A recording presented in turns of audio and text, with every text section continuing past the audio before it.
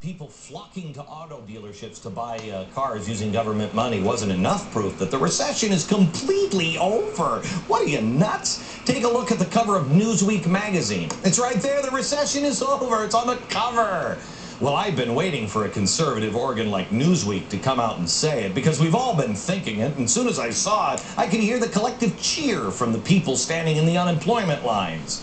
And they just went home. I mean, they're like, the storm is over, you know. No 9.5% unemployment to see here. No, keep moving, people. Everything's great. Never mind that the first 12 months of the U.S. recession saw the economy shrink more than twice as much as previously estimated. America, your pain is over. Let the healing begin. Let's have a Bud Light together and a really big picnic table. Peter Schiff is here to take the shine off of that rose. The president of Euro-Pacific Capital and the author of the book Crash Proof: How to Profit from the Coming Economic Collapse. I don't even know where to begin, Peter. Well, you know, Glenn, the recession might be coming to an end. The problem is the depression is just getting started. Yeah, it's, you know what? I've been saying this on the radio show for a while, and America, I need you to hear this clearly. What is coming is a temporary good time, don't you think? I mean, not good time, but you'll start to see signs where things are like, okay, well, maybe. Well, kind of like the high that you get when you do too much drugs. You know, the stimulus is like an artificial stimulant that gets us deeper into debt. Remember, we're in trouble because we took on too much debt. Right. Well, now we have even more debt than when the recession began. Let me show the looming liabilities here, and Peter, explain what this is over here. By the way, do we have like pictures of bunny rabbits or puppy dogs or something that we can show on this side there? Oh, look at that, it's a baby Zio. It's a happy thought. Just go to your happy place. Just find your happy place when you have to. Okay, looming liabilities. Explain this.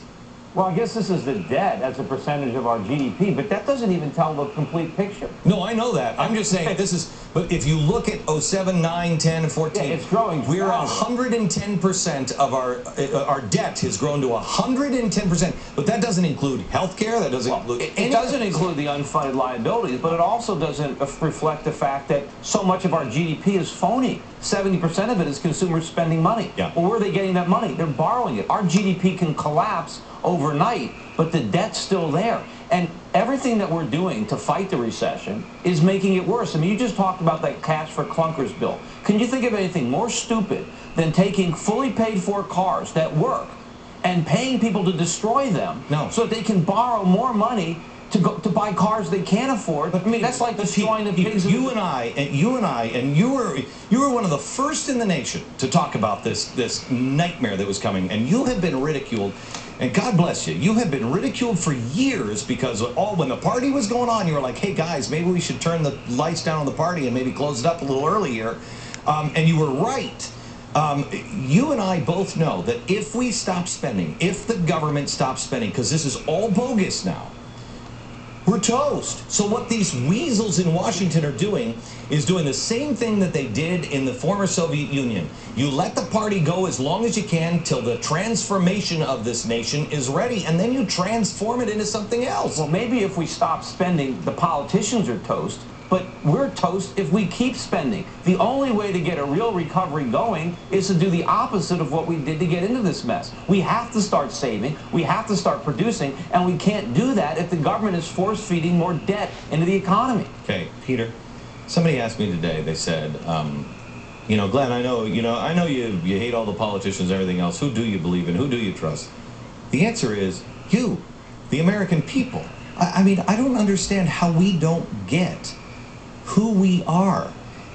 We can take pain. We took September 11th. We can take blow after blow after blow. It's not the country. It's not money. It's not fame. It's not fortune. It's nothing. It is the entrepreneurial spirit. It is the people. If we fall, we'll make it. We'll help each other out, and then we'll rebuild.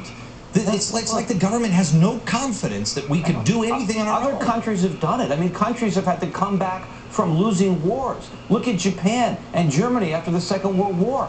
I mean, we're not in that bad a shape, and if they can dig out of that hole, we can obviously dig out of this hole, but we can't do it if the government takes our shovels away from us. I mean, look at all the problems they created during the 1930s. We had a depression for over a decade because Roosevelt and first Hoover would not let us feel the pain. We're not in the same situation that we were then. We didn't have all this debt. people generally own their homes. They could grow their own food. I mean, oh, sure. I mean, we had an engine being built, too. We are potentially in a worse situation because we're starting off from a more vulnerable position, and the government... We're literally crushing our engines and sending it to China.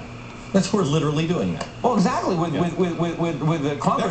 And I don't know about you, but, you know, my first car in high school was a clunker, and I was glad to have it. Mine too. Why are we destroying these cars? They have value. Because it's better for the planet? No, it's not better for anybody. No, that's what they'll tell us, but I don't understand how we can take them, crush them down, melt them down, put them on a giant tank, giant ship, ship them over to China where they can make them into something else, and then ship them back here. It's insane. Peter, I got to go, but thank you very much.